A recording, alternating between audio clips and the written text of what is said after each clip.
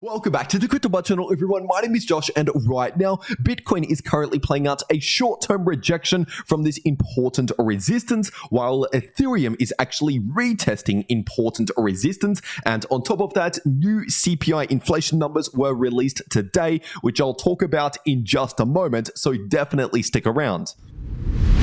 First of all, talking about the US CPI inflation numbers that were just released today, and these numbers came in at 3.2% year over year for the CPI headline inflation rate. And if you watched my last video on the channel, then you would know that the majority in the market was expecting 3.3% year over year, and the trading economics forecast was predicting an inflation rate of 3.1%. So obviously, what we actually got was right in between what the majority was expecting and the trading economics forecast, so right around expectations. And as I also said in my last video, if the number comes in very close to expectations, then that's relatively neutral for the market. We should not really be seeing any significant movement if the number is very close to expectations. And so due to the fact that CPI inflation in the US is currently sitting at 3.2%, that is relatively neutral for the market in the shorter term. And if you're wondering about the next FOMC meeting, also known as a Fed meeting, that's happening on the 20th of September, so a little bit later next month.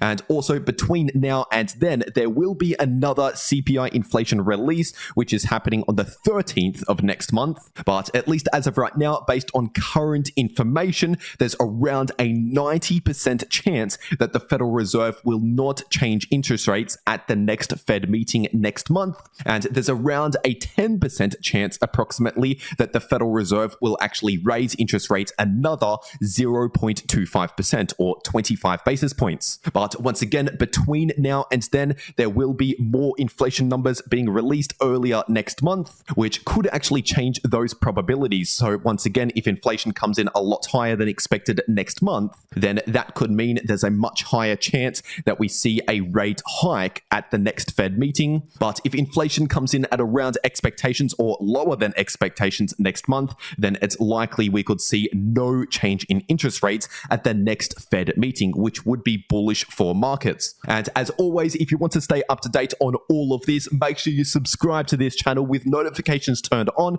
because I talk about all of these major events that could affect markets in the shorter term in these videos and in real time over on my Twitter as well. So make sure to follow me over there. Link down below in the description and in the pinned comment. But anyway, now getting into the Bitcoin part of this video. This is on the 4-day Bitcoin chart, and over the last 1 day, nothing has really changed here on the 4-day time frame. And so if you're new to the channel, check out my last video on this channel if you want to know more about this chart right here. And so getting straight into the daily Bitcoin chart, and right now the price of Bitcoin is still sitting just below major resistance at around 30 to 31k. And technically speaking, this bearish divergence on the daily time frame is still currently active, because we have not yet seen a confirmed breakout in the RSI above this descending line of resistance. And on top of that, in order to help invalidate this previous bearish divergence, we ideally need to confirm some higher highs and some higher lows in place in the RSI, and ideally the price action as well. And so once again, considering the fact that we have not yet confirmed some of those invalidation signals, this bearish divergence is still currently active, which means we should not necessarily expect a lot of bullish momentum, at least in the shorter term for now. But if you're looking at the daily Bitcoin MACD, as I mentioned in my last video on the channel, this just recently crossed in the bullish direction, which means we don't really have a lot of bearish momentum in the short term either. And so essentially in the somewhat shorter term here, at least for now, we're looking relatively neutral, not overly bullish or overly bearish. And we would only start to flip much more bullish or much more bearish again once we see more signals, like for example, a confirmed invalidation of this bearish divergence, or for example, if this bearish divergence remains active, then if we see another bearish cross in the MACD, for example, or a confirmed break below these lows, then those sort of signals would actually further confirm more bearish momentum. So once again,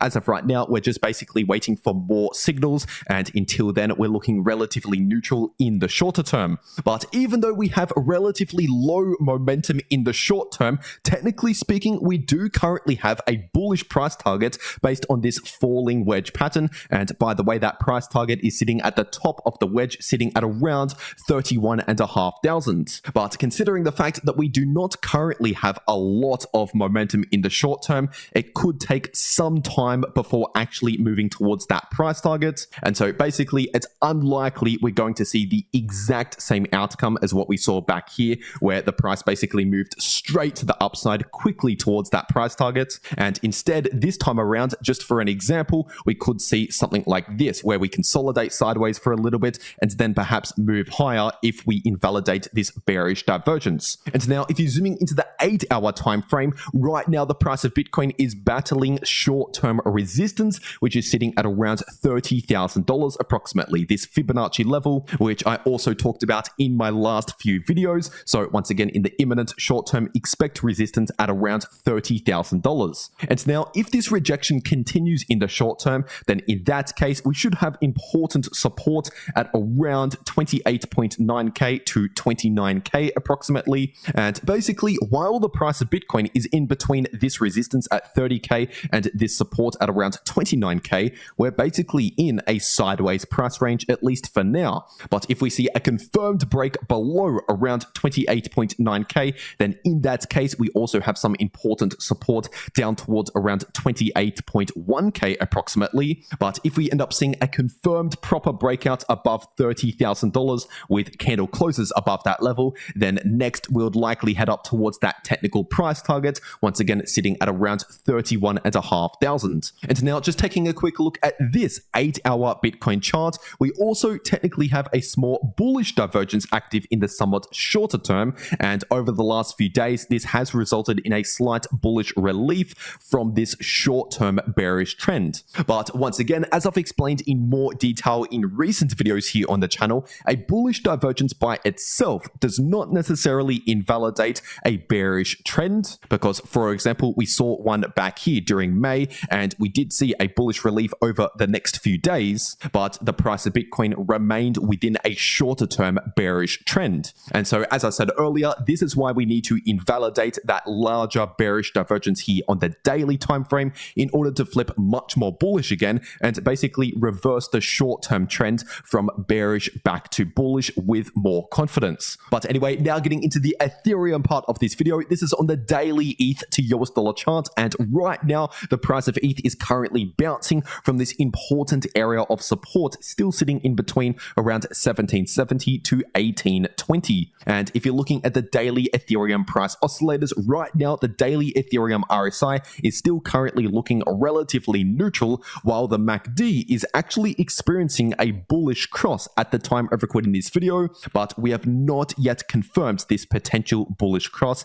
at least as of right now. So essentially, in the somewhat shorter term here, for now, we do not currently have a lot of momentum to either direction, so we're still looking relatively neutral. But if you're zooming into the 8-hour ETH to US dollar chart, right now the price of ETH is getting close to this short-term resistance again, which is sitting at around 1870 to 1880. And obviously, as we've seen recently, the price of ETH has struggled around that area. But if we see a confirmed breakout well above 1880, then in that case, the next important resistance is sitting at around 1930. And as for support, in case we see a further rejection from this short-term resistance, then we also have support at around 1820 to 1830. And below that level, we also have support at around 1760 to 1770. And now, if you're zooming into the 6-hour ETH to US dollar chart, right now the price of ETH is actually playing out a retest